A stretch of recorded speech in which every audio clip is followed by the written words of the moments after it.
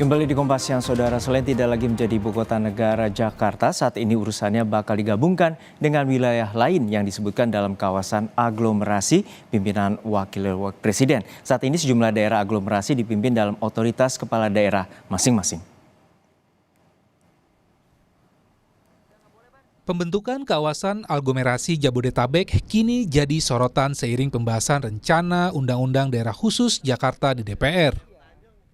Selain urusan apa saja yang bakal jadi koordinasi antar daerah aglomerasi, siapa yang memimpin Dewan Aglomerasi pun jadi perdebatan. Setelah Menteri Dalam Negeri Tito Karnavian menyebut Wakil Presiden sebagai pimpinan Dewan Aglomerasi. Maka karena ini problem adalah tidak bisa ditangani oleh satu menteri, misalnya Menteri Bappenas sendiri, tidak bisa.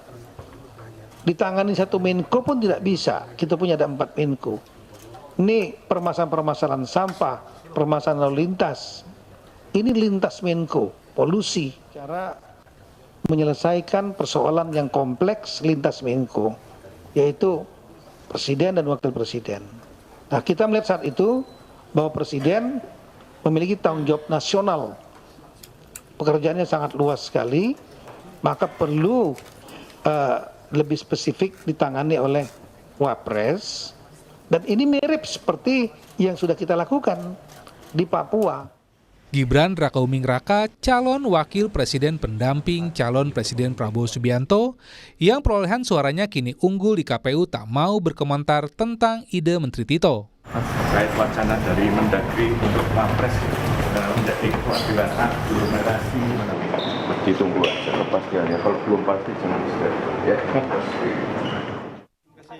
Ide menyatukan seluruh wilayah dalam satu kepemimpinan yang masuk aglomerasi sudah muncul sejak masa Gubernur DKI Jakarta Sutioso pada tahun 1997 hingga 2007. Tapi belum juga terwujud lantaran tiap kepala daerah wilayah aglomerasi belum semua setuju.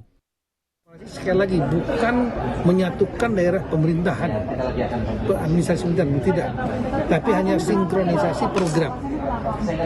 Dan itu diserahkan pada Presiden untuk membentuk mekanisme strukturnya seperti apa. Daerah khusus Jakarta ini, kalaupun misalnya di masa sidang ini diketok, ya, dan menjadi undang-undang, tapi kan ada klausul bahwa pemindahan ibu kota dari Jakarta ke IKN itu akan ditentukan dengan keputusan Presiden.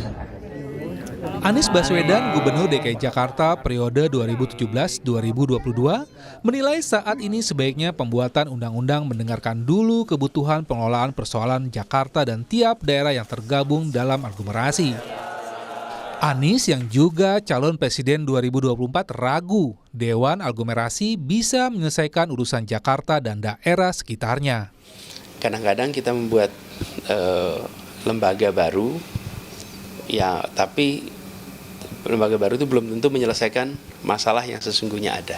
Jadi kalau saya usul, sebaiknya prosesnya lebih bottom up. Kumpulkan yang selama ini mengelola Jakarta dan sekitarnya, tanyakan apa yang menjadi kebutuhannya, dari situ undang-undang ini dibuat menyesuaikan. Rancangan Undang-Undang Daerah Khusus Jakarta kini menunggu respon para elit politikus perancang undang-undang. Setelah resmi mulai dibahas dengan paparan Menteri Tito di dalam ruang Badan Legislasi DPR di Senayan. Tim Liputan, Kompas TV. Ya, Saudara, lalu apa itu kawasan aglomerasi? Secara umum ini merupakan upaya mengkonsentrasikan atau menyatukan aktivitas ekonomi di kawasan perkotaan dalam rangka penghematan. Dan ini dilakukan karena lokasi yang berdekatan dan apa saja yang disatukan. Awalnya klaster perusahaan dalam perusahaan para pekerja dan juga konsumen untuk kegiatan ekonomi. Berikutnya, secara kegiatan ekonomi di awal dekade 80-an terjadi aglomerasi untuk kawasan industri di Jakarta Timur dan Utara. Lalu di dekade 90-an meluasnya ke wilayah Jakarta Selatan, Jakarta Pusat, lalu juga Jakarta Barat, Kabupaten Bogor, Bekasi, Tangerang, dan Kabupaten Bandung dan Kota Bandung. Berikutnya pada awal 2000-an daerah aglomerasi menjadi 13 daerah dan membentuk satu koridor atau jaringan antar kota atau network cities. Di RUU Daerah Khusus Jakarta, pasal 55 disebutkan membentukan Dewan Kawasan Aglomerasi dengan tugas yakni 1. Koordinasi penataan ruang kawasan strategis nasional pada kawasan aglomerasi. 2. Monitoring dan evaluasi program dan kegiatan dalam rencana induk oleh kementerian, lembaga, dan pemerintah daerah. Lalu berikutnya di rancangan undang-undang juga disebutkan kawasan aglomerasi meliputi wilayah DKI Jakarta, Kabupaten Bogor, Tangerang, Bekasi, lalu Depok, dan juga Bogor, Tangerang Selatan, serta Kota Bekasi. Siapa yang memimpin Dewan Aglomerasi ini? Di pasal 55 ayat 3 dijelaskan bahwa ketua dan anggota Dewan Kawasan Aglomerasi ditunjuk oleh Presiden Republik Indonesia. Dan sebelumnya bunyi pasal ini adalah Dewan Kawasan Aglomerasi yang dipimpin oleh Wakil Presiden. Lalu bagaimana usulan Dewan Aglomerasi untuk koordinasi antar daerah diusulkan dalam rancangan Undang-Undang Daerah Khusus Jakarta, terutama di pasal 55 akan dibahas di DPR. Lalu bagaimana sebaiknya aglomerasi ini bisa efektif terimplementasi? Kita terhubung dengan pakar kebijakan publik Pak Agus Pambagio. Selamat siang Pak Agus, semoga dalam kondisi sehat selalu. Ya Pak Agus, untuk saat ini bagaimana penilaian Anda terkait dengan pembahasan RUU DKJ terutama pasal 55 terkait Dewan Aglomerasi? Seberapa pentingkah Dewan Aglomerasi ini dibentuk dan juga nanti informasinya akan dipimpin oleh seorang wakil presiden? Ya, aglomerasi sudah lama istilah itu digunakan kan. Jakarta, Bogor, Depok, daerah Tangerang dan sebagainya. Bukan Bandung, tadi Anda sebut Bandung itu Bogor.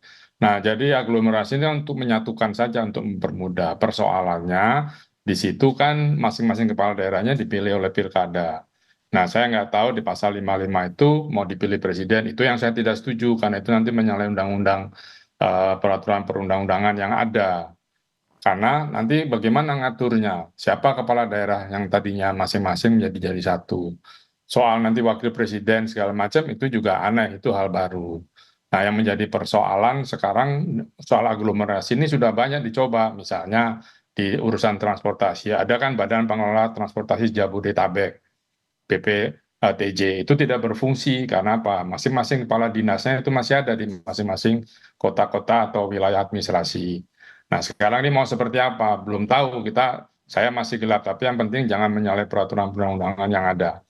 Ya kan, kalau mau dibuat, saya tidak setuju kalau itu dipilih presiden, ya harus dipilih oleh pilkada. Memang pada saat pembentukan BPTJ itu ada usul itu di bawah presiden. Kita banyak nggak tahu sehingga maksudnya tidak setuju, sehingga ada di Menteri Perhubungan. Yang sampai sekarang juga tidak ada manfaatnya. Badan itu ada atau tidak ada perbedaan. Itu akan mengatur semua transportasi di wilayah aglomerasi. Nah, belum yang lain nanti industri dan sebagainya itu juga harus diatur. Apakah semudah itu? Sementara kita masih pusing dengan IKN yang mungkin jadi nggak apa tidak kan itu hal-hal yang harus dipikirkan, tidak boleh terburu-buru. Ya, tadi Anda menyampaikan bahwa nanti ibu kota dipindah dan juga sebenarnya statusnya saat ini sebagai ibu kota juga sudah berubah dengan adanya RUU IKN. Lalu seperti apa yang Anda teliti terkait dengan UU DKJ ini, terkait dengan apa saja sih bidang yang perlu dikoordinasikan terkait wilayah aglomerasi, terutama nanti Jakarta juga bukan lagi menjadi ibu kota? Saya sih soal mau aglomerasi mau apa tidak, asalkan tidak melanggar peraturan perundang-undangan, undang-undang 12 tahun 2011 yang 3 tahun 2023, 22 kalau saya tidak salah. Asal jangan menyalahi hal itu. Nah, sekarang mau merubah siapa yang akan menguasai, boleh mau di bawah presiden, di bawah apa boleh saja, tetapi dan juga mau ditunjuk wakil presiden silakan saja. Tetapi yang penting bagaimana mekanisme aglomerasi ini gitu. Yang kita kenal aglomerasi banyak, ada Solo, Boyolali, Sukoharjo, Karanganyar, Wonogiri, Sragen, itu aglomerasi Solo Raya. Kemudian ada Surabaya, Gresik, Sidoarjo, Raya. Ada Washington DC, Virginia, Maryland, itu juga ada aglomerasi. Tapi semuanya ditata, tidak tiba-tiba muncul. Oke, diusulkan di sini, tapi pelaksanaannya seperti apa? Saya terus terang belum tahu karena tidak mengikuti secara detail usulan-usulan seperti ini yang urusan ini. Saya lagi memantau soal supaya jangan kepala aglomerasi ini ditunjuk oleh presiden.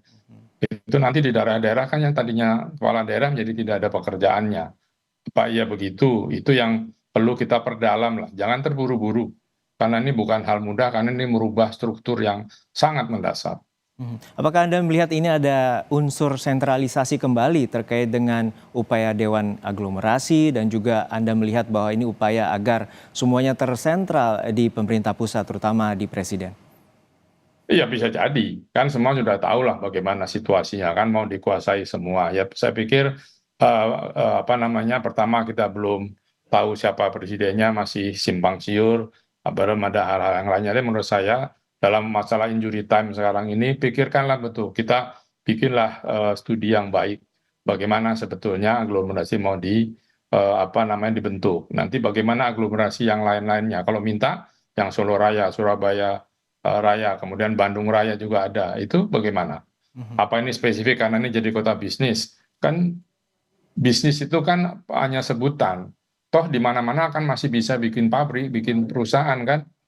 Yang kalau di negara lain juga ada. Di Afrika Selatan ada Cape Town, ada Durban, ada Johannesburg, dan macam-macam banyak sekali. Nah kita mau yang model seperti apa? Yang penting tuh kan kalau aglomerasi itu semua jadikan satu. Nah, jadikan satu bagaimana cara ngatur transportasi, cara ngatur kebijakan industri, kebijakan tata ruangnya itu harus dirubah semua loh. Ya, karena itu sudah menyatu dan banyak sekali hal-hal detail. Nah, satu aja mikir IKN belum beres, kita mikir lagi aglomerasi. Kenapa tidak dibiarkan dulu sambil dilihat secara perlahan? Semua yang cepat tidak ada yang pernah beres. Itu buktinya sudah ada. Semua yang cepat-cepat tidak akan beres. Lalu bila pemerintah beranggapan bahwa selama ini wilayah aglomerasi tidak punya sinkronisasi dan juga tidak efektif, Anda menilai demikian juga? Ya betul, karena begini, kita baca, jika kita mudah ambil sektor transportasi saja. Kan sektor transportasi diatur oleh di masing-masing wilayah, diatur oleh kepala wilayah dan kepala daerah dan dinas perhubungan. Nah, saya sudah sarankan dari dulu ketika BPTJ itu mau diresmikan dan di bawah Menteri Perhubungan, saya sudah bilang begitu BPTJ ini selesai, tolong seluruh kepala dinas perhubungan dihapus. Karena sehingga tersentral di BPTJ untuk pengaturan transportasi di wilayah aglomerasi Jabodetabek. Tapi kan tidak dilakukan karena daerah juga tidak setuju. Akhirnya kita sampai hari ini belum berjalan sudah berapa tahun. Bahwa konektivitas angkutan umumnya belum jalan, kemudian moda-modanya seperti apa, double tumpang tindih nggak karu-karuan dan mahal untuk masyarakat. Dan saya khawatir ini akan terjadi sama untuk sektor lainnya, industri segala macam itu jadi simpang siur. Lalu nanti bagaimana perpajakannya yang tadinya dapat akhirnya dipusatkan di Jakarta untuk aglomerasi. Nanti tidak rata lagi ada negara di dalam negara. Hal ini yang perlu dibahas, jangan terburu-buru. Jangan terburu-buru. Lalu terakhir Pak Agus terkait dengan nantinya dalam pasal 55 ayat 2 ini atau ayat 3 bahwa Wapres akan memimpin. Tentu ini belum menjadi keputusan. Lalu seperti apa penilaian Anda bila ini memiliki dampak bagi demokrasi ke depannya? Saya belum tahu rencananya ditunjuknya itu seperti apa. Kita punya jajaran Menko. Kita juga belum tahu presiden yang baru nanti mau bikin seperti apa. Ya kan? Kalau tugas wakil presiden di mana ya tunggu perintah presiden atau kita biasa bilang itu ya ban serep gitu ya. Nah, apa dia khusus yang tidak mengerjakan yang lain atau bagaimana nggak jelas. Ya, jadi tetapi saya menyarankan kepala daerah apapun masih satu-satu maupun nanti aglomerasi itu ya dipilih lewat pilkada, bukan ditunjuk oleh presiden. Baik, kita nantikan bagaimana proses pembahasan ini. RUU DKJ masih dibahas di DPR dan juga agar catatan Anda terkait dengan pemilihan pilkada atau pemilihan kepala daerah tetap dilakukan secara langsung. Terima kasih pakar kebijakan publik Agus Pambagio telah berbagi informasi bersama kami di Kompas Siang.